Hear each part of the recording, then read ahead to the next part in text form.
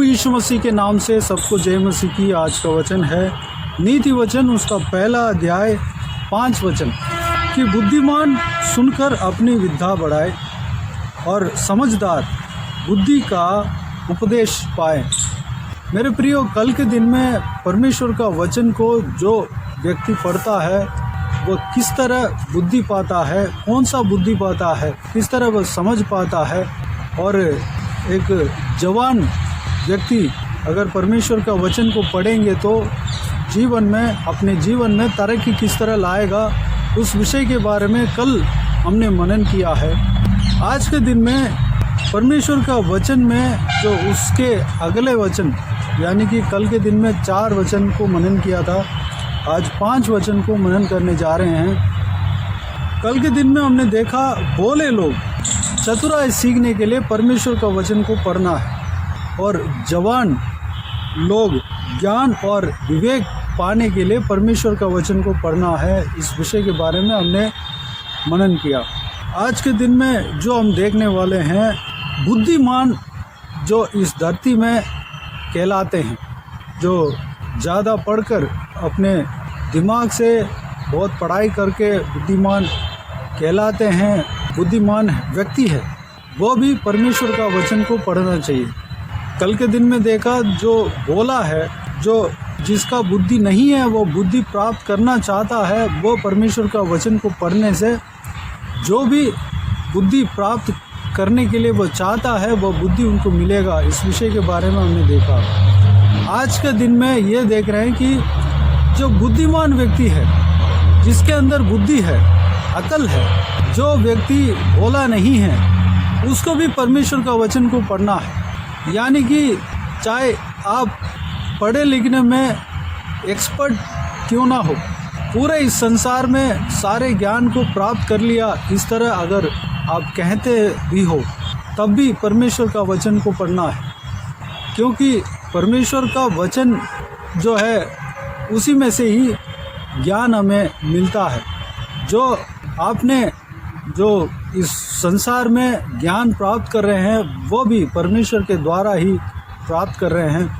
अगर आप दूसरे ज्ञान को प्राप्त कर रहे हैं तो भी परमेश्वर के वचन को पढ़ना चाहिए। ये नहीं कहना चाहिए कि मैं ज्ञान को प्राप्त कर लिया या मैं ज्ञान को प्राप्त करने में और आगे बढ़ गया, मैं परमेश्वर का वचन को नहीं पढ़ूंगा। इस तरह नहीं कहना चाहिए। जो आपने जो प्राप्त किया वो ज्ञान परमेश्वर के द्वारा ही मिला है, परमेश्वर के अनुग्रह के द्वारा ही मिला है। आपको परमेश्वर का वचन को पढ़ना अवश्य है। सबसे पहला स्थान परमेश्वर का वचन को देना अवश्य है, क्योंकि वही आपके ज्ञान का जड़ है, वही आपको ज्ञान देता है। जो कुछ भी इस संसार में बदल जाए, आप जो इस संसार के ज्ञान को प्राप्त करने लग रहे हैं, उस ज्ञान में बदलावट भी आ सकते हैं, उस इन्फॉर्मेशन में बदलावट आ सकते हैं, उस जो अनोखा चीज़ जो आप जानना चाह रहे हैं, जान रहे हैं, उसमें बदलावट आ सकते हैं।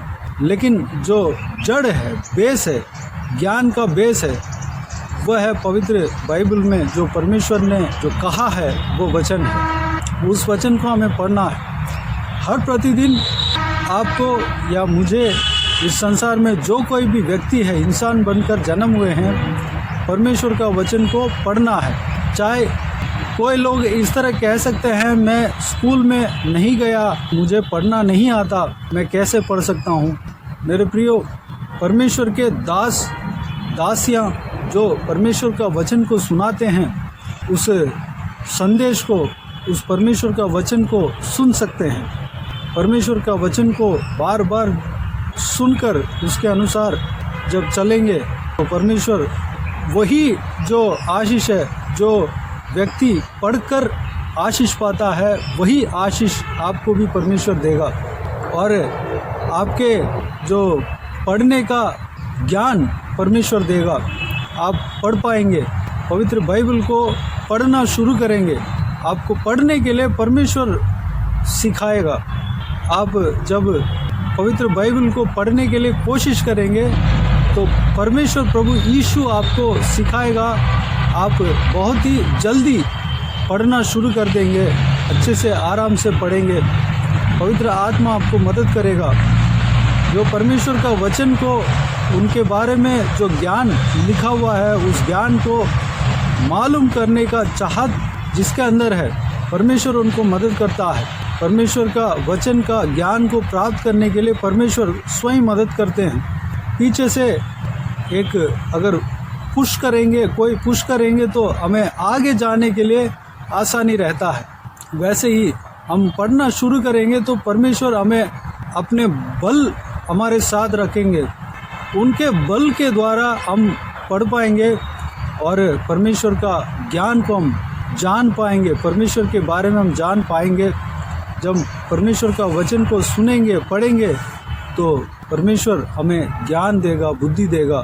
जो आप चाह रहे हैं, पढ़ नहीं पा रहा हूँ, मैं पढ़ना चाहता हूँ, वह जो आशा है, वो जो आपके अभिलाषा है, इच्छा है, वह पूरा होगा। परमेश्वर आपको पढ़ना सिखाएगा, बाइबल पढ़ना सिखाएगा। मेरे प्रियो, चाहे पढ़ा लिखा नहीं भी हो या पढ़े लिखने में एक्सपर्ट क्यों ना हो, सबको ये आज्ञा है कि परमेश्वर का व्यवस्था को जानना है, परमेश्वर का वचन को पढ़ना है। अब सुनकर परमेश्वर का वचन को, व्यवस्था को मालूम कर सकते हैं, उनके आशीषों को मालूम कर सकते हैं, पढ़कर मालूम कर सकते हैं। किसी भी तरह परमेश्वर का वचन को जानना हमारे लिए आवश्यक है। उसके लिए आजकल बहुत सारे ज़रिया हमें मिलता है। परमेश्वर का वचन को सुन भी सकते हैं, जब चाहे ऑडियो के द्वारा सुन सकते हैं। परमेश्वर का वचन को पढ़ने के लिए पवित्र बाइबल आपको हर जगह मौजूद है, खरीद सकते हैं, हर जगह अवेलेबल है। किसी भी भाषा का क्यों ना हो, आपका भाषा में ही पवित्र बाइबल आपको मिल जाएगा। उस पवित्र बाइबल को कम से कम दाम में भी आप मोल ले सकते हैं। अगर पैसा नहीं भी है, आपको मुफ्त में मिल जाएगा। किसी कलीसिया में जब जाएंगे, वहाँ पर पासवानों को अगर बोलेंगे कि मैं बाइबल पढ़ना चाहता हूँ, मुझे एक बाइबल चाहिए, तो बहुत खुशी से वह आपको देंगे। बाइबल आपको मुफ्त में भी मिल जाएगा। पवित्र बाइबल को अपने साथ में रखना है, पवित्र बाइबल को पढ़ना है। पवित्र बाइबल में जो परमेश्वर का व्यवस्था जो बताया गया है, उस व्यवस्था को हमें जानना है, क्योंकि हमको जानने के लिए ही परमेश्वर बहुत सारे रहस्य बातों को लिख कर दिया है, अपने दासों को भेजकर लिखवाया है और इतना ज़्यादा प्रिंट करवाया है। वह सब परमेश्वर का काम है।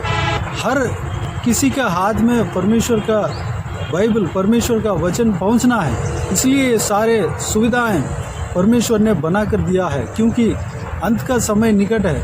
हमें समय को बर्बाद नहीं करना है। हमें जितना समय मिलता है, जो हमारे बचा हुआ समय में परमेश्वर के बारे में, परमेश्वर का हृदय के बारे में हमें जानना है। परमेश्वर के हृदय को हमें जानना है। परमेश्वर हमसे किस तरह प्रेम किया, उस सारे बातों को जानना है। आत्मिक जीवन क्या है, आत्मिक जिंदगी क्या है, आत्मिक दुनिया में क्या चल रहा है, वो सब हमें जानना है। उसके लिए हमें परमेश्वर का वचन को पढ़ना है या सुनना है। परमेश्वर का वचन में वो सारे बातें लिखा हुआ है। जो आपके सामने जो हो रहा है, वो किस लिए हो रहा है, उसका सही रीज़न जो है परमेश्वर का वचन में लिखा हुआ है। जब आप परमेश्वर का वचन को अच्छे से पढ़ेंगे तो हर एक चीज़, हर एक जो हरकत जो आपके सामने हो रहा है, उसका मतलब निकलेगा, उसका जड़ को आप जान सकते हैं। मेरे प्रियो, बुद्धिमान क्यों ना बन गया हो तो भी परमेश्वर का वचन को पढ़ना अवश्य है। अगले लाइन में इस प्रकार लिखा है, समझदार बुद्धि का उपदेश पाए। अगर आप ये मन में सोच रहे हैं या समझ रहे हैं कि मैं समझदार हूँ, अगर आप समझदार, हर चीज़ों में अगर समझदार क्यों ना हो, आपको परमेश्वर का वचन को पढ़ना अवश्य है। क्योंकि आत्मिक इंसान को जिलाना, जिंदा रखना आपके लिए अवश्य है। आपके अंदर शारीरिक इंसान है और आत्मिक इंसान भी है। आपके अंदर जो आत्मिक इंसान, उस इंसान को जिंदा रखना अवश्य है। उसके लिए आपको पवित्र बाइबल को पढ़ना अवश्य है, पवित्र भोजन को खाना अवश्य है। अगर हम शारीरिक इंसान को भोजन नहीं देंगे तो वह धीरे धीरे उसका बल जो है, शरीर का बल घटने लगता है। ठीक उसी तरह आत्मिक इंसान जो आपके अंदर है उसको आत्मिक भोजन देना है। जब आत्मिक भोजन देते हैं तो वह तंदुरुस्त रहेगा और बल पाकर वह आत्मिक कार्य को करने लगेंगे। आत्मिक इंसान आपके अंदर जो है वो बल पाएगा तो आप आत्मिक कार्य को करने लगेंगे। परमेश्वर के बातों के ऊपर मन लगने लगेगा। अगर आप परमेश्वर का वचन को पढ़ेंगे तो शरीर के जीवन के लिए भी लाभदायक है, आपका हेल्थ के लिए भी लाभदायक है। आपको कोई रोग नज़दीक नहीं आएगा, आपका शारीरिक जीवन भी स्वस्थ रहेगा और आत्मिक जीवन भी स्वस्थ रहेगा। इसलिए आत्मिक भोजन को हमें लेना अवश्य है, हर प्रतिदिन हमें लेना अवश्य है। जितना ज़्यादा लेंगे उतना ही हम बल पाएंगे। मेरे प्रियो, साथ में प्रार्थना भी करना है, परमेश्वर का स्तुति आराधना भी करना है। यह सब परमेश्वर का वचन में कहा गया है। परमेश्वर का वचन में आत्मिक इंसान को बल देने के लिए क्या क्या करना चाहिए वह सब कुछ दिया हुआ है। अगर हमें बड़ी आसानी से हमें समझना है तो जो कलीसिया के पासवान जो प्रचार करते हैं उनके द्वारा परमेश्वर आपके लिए जो वचन आवश्यक है, जो ज़रूरत है आपके आत्मिक जीवन के लिए, आत्मिक इंसान के बल पाने के लिए सही समय में कौन सा भोजन देना चाहिए, परमेश्वर वह जानता है। आपको आत्मिक भोजन वहाँ पर मिलेगा। ज़रूर कलीसिया में जाना है, परमेश्वर वहाँ पर मौजूद है, परमेश्वर वहाँ पर रहते हैं।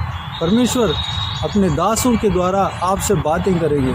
आत्मिक जीवन में किस तरह आगे बढ़ना है उस विषय को समझाएंगे। आपके लिए जो ज़रूरी बातें हैं, आपके लिए किस तरह का भोजन चाहिए आत्मिक जीवन में, आत्मिक विषय में, आत्मिक जो भोजन रहता है उसमें किस तरह का वैरायटी चाहिए, किस तरह का भोजन चाहिए, वह भोजन आपको मिल जाएगा। मेरे प्रियो, उस भोजन जब खाएंगे आप आत्मिक उन्नति पा सकते हैं, आत्मिक इंसान को बल मिलेगा। जो हम दरअसल देखते हैं, एक इंसान जो बच्चा, छोटे से बच्चा जन्म होता है तो उसके लिए कुछ अलग भोजन देते हैं, दूध पिलाते हैं।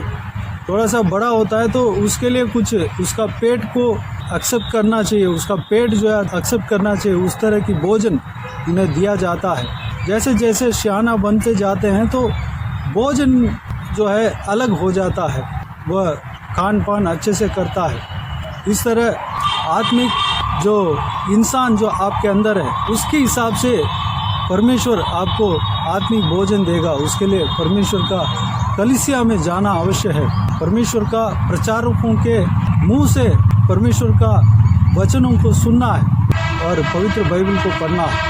परमेश्वर आपको चलाएगा, परमेश्वर आप सबको आशीष दे और आत्मिक बल दे, आत्मिक जीवन में आगे बढ़ाए। आइए हम प्रार्थना में जाएं। महान परमेश्वर, स्वर्गीय पिता, दयालु परमेश्वर, आपको धन्यवाद देता हूँ। आपको धन्यवाद परमेश्वर, आज के इस आपके बहुमूल्य वचन के लिए आपको धन्यवाद देता हूँ। परमेश्वर, बीते हुए दिनों में हमें संभाला, बचाया, सुरक्षित रखा, आपको धन्यवाद देता हूँ। आज के दिन में जो आपने जो वचन दिया परमेश्वर, उस वचन के बारे में हमने हालेलुया मनन किया, उस वचन को हमने मनन किया परमेश्वर। उस वचन के बारे में हमने परमेश्वर हालेलुया जितना हो सकता है उतना जानने के लिए आपने मदद किया। आपको धन्यवाद देता हूँ परमेश्वर। पवित्र आत्मा हमें चलाया, हमें परमेश्वर इस वचन के बारे में ज्ञान दिया। आपको धन्यवाद देता हूँ परमेश्वर। पिता, जो कुछ भी आपने हमें सिखाया, सारे बातों के अनुसार हम चलने पाएँ, हम अपने जीवन में अमल में लाने पाएँ। पिता, अनुग्रह देना। आपके वचन हमें आज्ञा देता है कि चाहे अनपढ़ क्यों ना हो, चाहे पढ़े लिखे क्यों ना हो, चाहे बहुत ज़्यादा पढ़ लिया, बहुत ज़्यादा समझदार इस तरह व्यक्ति क्यों ना हो, सारे जनों को परमेश्वर का वचन को पढ़ना आवश्यक है। पिताजी, हम चाहे जैसे भी हो परमेश्वर, आपके आगे आपके आज्ञाओं के अनुसार चलने के लिए अपने आप को आपके हाथों में सौंपते हैं परमेश्वर। पिताजी, आपके वचन जीवित है, आपके वचन को हम हर प्रतिदिन पढ़ने पाएँ, हमारे अंदर जो आत्मिक इंसान है वो बल पाने पाएँ, हम आत्मिक उन्नति पाने पाएँ। परमेश्वर अनुग्रह देना पिता, हालेलुया, हमें आशीष देना पिता। आत्मिक इंसान बल पाने पाएँ, तंदुरुस्त होने पाएँ पिता, ताकि हम आत्मिक कार्य को कर सकें, हम आपके हृदय को जान सकें, हम आपके बाता हुआ काम को कर सकें। परमेश्वर अनुग्रह देना पिताजी, हम आत्मिक भोजन को खाते रहने पाएँ, हम आपके कलीसिया में जाने पाएँ, आपका कलीसिया में जो आपके दास दासियां हैं जो भी प्रचार करते हैं उस प्रचार को हम सुनने पाएँ। परमेश्वर जो वचन उन्होंने उनके द्वारा आप बताते हैं उस वचन को हम सुनने पाएँ। पिताजी, आप हमारे लिए जो भोजन हमें देना चाहिए वो सब आप जानते हैं, उस भोजन को हम ग्रहण कर परमेश्वर हम बल पाने पाएँ। परमेश्वर अनुग्रह देना, हमें चलाना, सारा व्यूअर्स को इसी तरह आशीष देना, आत्मिक उन्नति देना। परमेश्वर सारा व्यूअर्स को इसी तरह आशीष देना पिता, आत्मिक उन्नति देना, तरक्की देना। हालेलुया, आपका सेवा करने पाएँ, आपका चेला बनने पाएँ, अनुग्रह देना पिता। हर एक जनों को इस्तेमाल करना, आपके राज्य के लिए इस्तेमाल करना। हालेलुया, आपकी तरह सिद्ध बनने पाएँ पिता, अनुग्रह देना। बाकी सारे बातों का आपके हाथों में सौंपते हैं परमेश्वर। जो कोई भी जन इस वीडियो को देख रहे हैं, सुन रहे हैं, उन सभी का जीवन में कार्य करना। परमेश्वर किसी को भी कोई भी कमी घटी ना होने देना, भरपूर आशीष देना। कोई भी जन बीमार हो उनको आपके हाथों में सौंपते हैं, उन्हें छूना, चंगा करना, प्रभु यीशु मसीह के नाम से चंगा होने पाए। अगर किसी को दुख और तकलीफ हो, सारा दुख तकलीफ को दूर करना, परेशानी को दूर करना, आंसू को पोंछना। कोई भी जन परमेश्वर जो कुछ भी तकलीफ में फंसे हैं, सारा तकलीफ से उन्हें छुटकारा देना पिता, शांति से, आनंद से, खुशी से भरना। सारा तकलीफ है उनका जीवन से दूर होने पाए प्रभु यीशु मसीह के नाम से। हालेलुया, धन्यवाद। जो कोई भी जन जहाँ कहीं भी जाते हैं, आते हैं, बाहर जाते हैं, आते हैं, स्कूल में जाते हैं, कॉलेज में जाते हैं, नौकरी में जाते हैं या ट्रैवल करते हैं, कहीं भी रहते हैं, परमेश्वर उनके संग रहना। आपके हाथ हमेशा हर एक के ऊपर बने रहने पाए, सुरक्षित रखना। बच्चों को विशेष करके आपके हाथों में सौंपते हैं पिता, सुरक्षित रखना। आपके वचन को अच्छे से पढ़ने पाएँ, मनन करने पाएँ, आपके बहुमूल्य वचन के अनुसार चलने पाएँ पिता। ज्ञान बुद्धि देना, पढ़ाई लिखाई में आशीष देना पिता। जवान बच्चों को आपके हाथों में सौंपते हैं पिता, जवान बच्चों को आशीष देना। परमेश्वर गलत फंदे में ना फंसने पाएँ, गलत मार्ग को चुनने नहीं पाएँ। परमेश्वर अनुग्रह देना, आपके राह पर चलने पाएँ, आपके वचन के राह पर चलने पाएँ पिता, अनुग्रह देना। बुजुर्ग व्यक्ति को आपके हाथों में सौंपते हैं, उन्हें भी आशीष देना, संभालना, सुरक्षित रखना, शरीर में ताकत, बल देना, स्टैमिना देना, लंबी उम्र देना पिता, सुरक्षित रखना। बाकी सारे बातों को आपके हाथों में सौंपते हैं। सारा आदर, महिमा, जलाल आपको मिलते रहे। सारा दुआ प्रार्थना को प्रभु यीशु मसीह के नाम से मांगते हैं, सुनो और ग्रहण कर। आमीन, आमीन। प्रभु यीशु मसीह के नाम से प्रभु यीशु मसीह का आशीष और अनुग्रह हम सभी के ऊपर बने रहे। आमीन, आमीन। मेरे प्रियो, इस चैनल को सब्सक्राइब करें और शेयर करें। अगर किसी को भी प्रार्थना का विषय हो तो डिस्क्रिप्शन में दिए हुए नंबर पर कॉल करके प्रार्थना करा सकते हैं, हम आपके लिए प्रार्थना करेंगे। आप अपने व्यक्तिगत प्रार्थना में हमारे लिए प्रार्थना कीजिए, इस सेवकाई के लिए, इस सेवकाई का उन्नति के लिए, सेवकाई में जुड़े हुए हर एक जन के लिए, हर एक आत्मिक उन्नति के लिए, तरक्की के लिए, आत्मिक आशीष के लिए, संसारिक आशीष के लिए, पारिवारिक आशीष के लिए प्रार्थना करें। प्रभु यीशु आप सबको आशीष दे। इस सेवकाई के द्वारा परमेश्वर आपके जीवन में कार्य किया हो वो भी हमें बता सकते हैं, ताकि हम सब मिलकर परमेश्वर को धन्यवाद दे सके, महिमा कर सके। प्रभु यीशु आप सबको आशीष दे। आमीन, आमीन।